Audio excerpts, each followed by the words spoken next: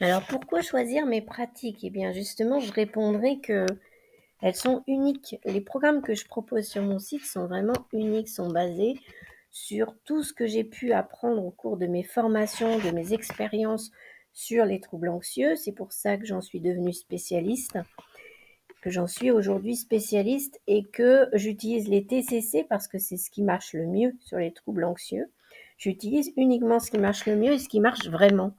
Et surtout, les TCC ensuite sous hypnose, parce que en tant qu'hypnose récente, on a pu constater grâce à l'IRM que ça permettait de travailler vraiment sur les connexions neuronales qui sont en jeu dans tous les troubles et notamment dans les mémoires défaillantes qu'on peut avoir. Les mémoires défaillantes, je ne parle pas de la mémoire de se souvenir, je parle du fait de toutes les blessures qu'on a accumulées, des moments d'anxiété qu'on a accumulés et qui font qu'on a des réactions aujourd'hui qui sont anxieuses.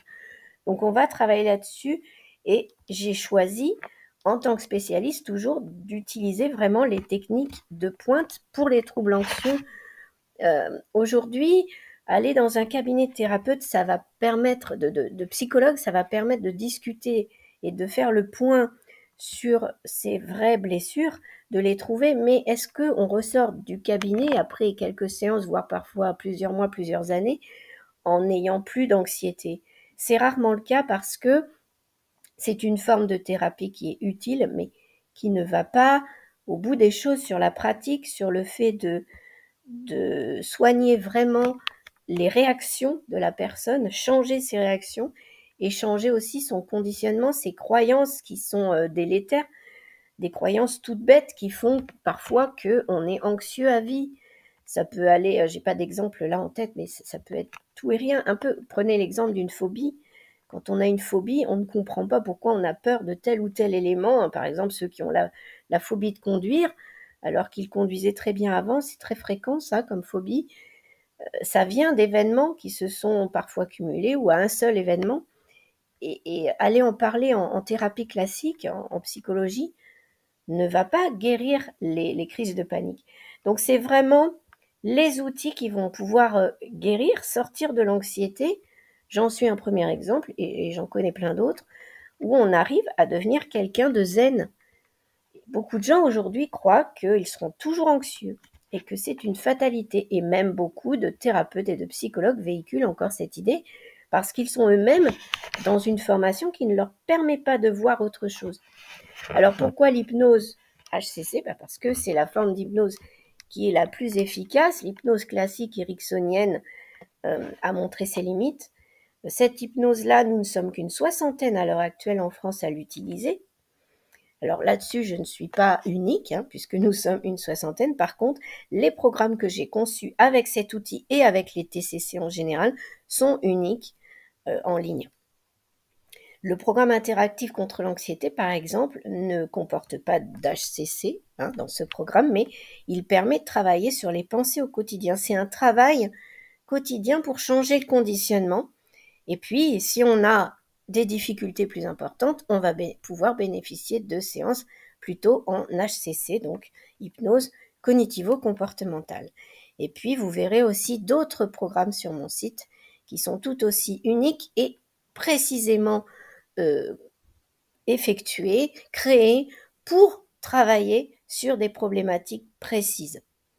Donc voilà pourquoi je conseillerais ça. Et ensuite, on me demande qu'est-ce que je dirais à des personnes qui ont déjà essayé l'hypnose. Vous avez déjà eu les réponses dans ce que je viens de dire précédemment. L'hypnose classique, la majorité des cabinets d'hypnose aujourd'hui, c'est de l'hypnose ericksonienne classique. Alors on va dire aussi hypnose conversationnelle, hypnose régressive, ça c'est encore autre chose, c'est pour aller voir les vies antérieures, les choses, voilà. Il y a des choses après plus spirituelles, mais tous ces cabinets-là travaillent avec des techniques ericksoniennes de base. On les utilise aussi en HCC, mais pas que, loin de là. Et on utilise surtout les TCC, qui sont la technique de choix, de toute façon, pour aller travailler sur les troubles anxieux. Et effectivement, si vous avez déjà essayé l'hypnose, il y a de grandes chances que ça n'ait pas fonctionné. Et de manière générale, je vous conseillerais toujours de toute façon de changer de thérapeute quand ça ne va pas. Exactement comme quand on change de boulangerie, quand le pain n'est plus bon. Ça paraît bête, mais beaucoup de gens ont tendance à se dire qu'une thérapie ne fonctionne pas sans voir qu'en fait, c'est peut-être le thérapeute qui ne leur convient pas. Je dis ça parce que si quelques personnes ont déjà essayé l'HCC et que ça n'a pas fonctionné, je ne sais pas quels sont les résultats des autres praticiens dans ce domaine, dans ma formation. Je n'ai pas leurs résultats actuels. Nous ne sommes pas, voilà, nous ne sommes qu'une 60aine en France. C'est très très peu, hein. Donc moi, je connais les miens.